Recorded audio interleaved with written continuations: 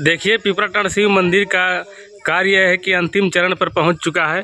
बहुत सुंदर और भव्य तरीके से यहाँ पर मंदिर बन रहा है और हमारे मंदिर के अध्यक्ष आदरणीय रमेश कुमार सिंह जी जो कि पिपराटांड ग्रामीण के द्वारा चयनित किए गए हैं और हमारे उपेंद्र गुरु जी भी इसमें दिन रात एक करके मेहनत कर रहे हैं, जो कि यूपी गुरु जी के नाम से भी प्रसिद्ध हैं। इन्होंने बहुत तपस्या किए इस मंदिर के लिए। हिमालय की तराई में जाकर दोनों 3 वर्ष तक तपस्या किए। इसके फलस्वरूप ये मंदिर निर्माण पिपराटांड में हो रहा है।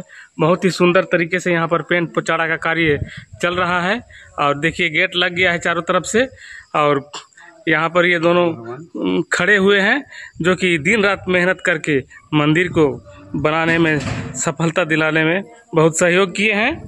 और देखिए अंदर में मैं दिखाना चाहूँगा मंदिर के दृश्य को, जो कि बहुत ही सुंदर तरीके से बनाया जा रहा है। यहाँ पर देखिए गर्भगृह जो बना हुआ है, यहाँ पर हमारे आराध्य प्रभु शिव जी यहाँ पर विराजेंगे अपने परिवार के साथ। यहाँ आदरणीय उपेंद्र गुरु जी आप सबों को बता रहे हैं और जो कि मंदिर के अध्यक्ष हैं रमेश कुमार सिंह जी खड़े हैं सामने आप सबों के बीच में और मेहनत करके मंदिर बनाने में पूरे जोर शोर से लगे हुए हैं।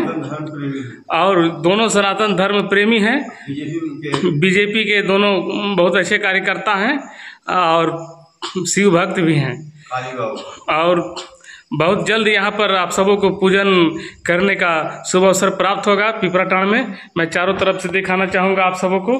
बहुत भव्य तरीके से यहाँ पर पेंट पोचाड़ा का भी कार्य संपन्न हो गया है। बहुत ही सुंदर और भव्य मंदिर पिपराटांड में बन रहा है। और देखिए आप सबों के बीच में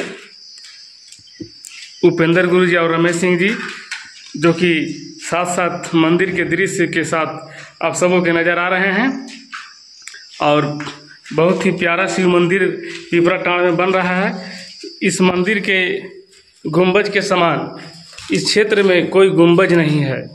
मैं आइए गुंबज का फिर से दृश्य दिखाना चाहूँगा। देखिए ये मंदिर का गुंबज है।